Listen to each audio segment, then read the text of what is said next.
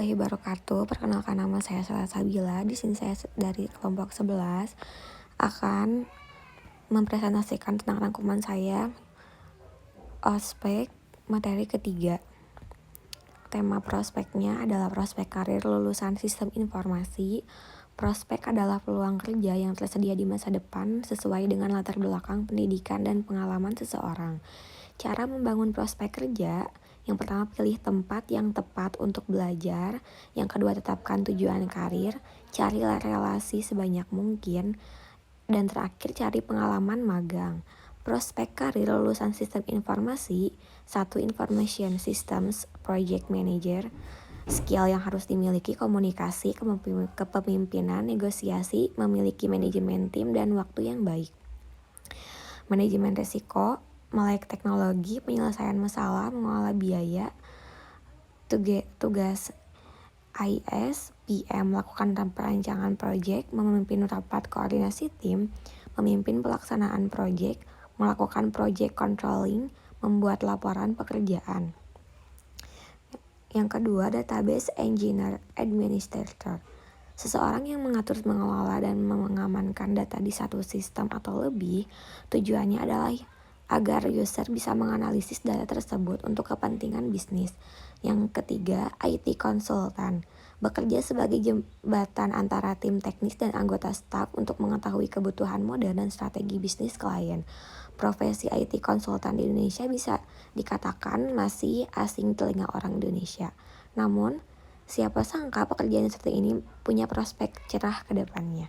Yang keempat, sistem administrator, yaitu seorang yang bertanggung jawab untuk mengolah sistem, memelihara, dan juga mengoperasikan sistem server. Selain itu, syadmin juga melakukan instalasi dan juga memperbaiki sistem komputer atau server.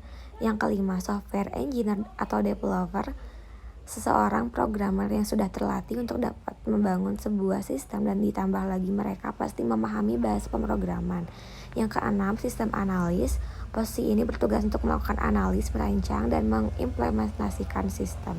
Ia bertanggung jawab atas hasil yang ingin dicapai perusahaan dalam hal IT. Yang ketujuh, guru atau peneliti. Yang kedelapan, BUMN worker atau expertise. Yang kesembilan, technopreneur.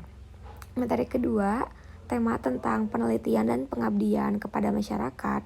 1. Peran pengguruan tinggi. Saluran pendidikan memberikan layanan pendidikan bagi masyarakat. Saluran penelitian melahirkan penemuan dan inovasi. Saluran transportasi, kebudayaan, dan iptek mendorong transformasi sosial, budaya, dan transfer iptek ke masyarakat dan industri. Saluran pembangunan sosial ekonomi mendorong akselerasi pembangunan dan meningkatkan daya saing nasional dan internasional. Yang kedua, pengolahan penelitian, research track.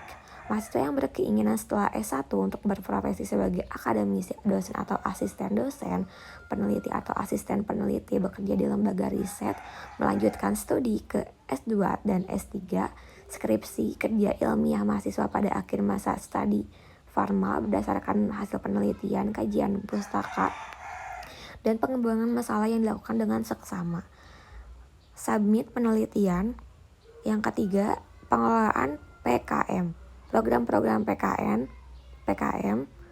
program kemitraan masyarakat, program kuliah nyata, pembelajaran dan pemberdayaan masyarakat KKN atau PKM, program pengembangan desa mitra atau PPDAM, program hibah dikti.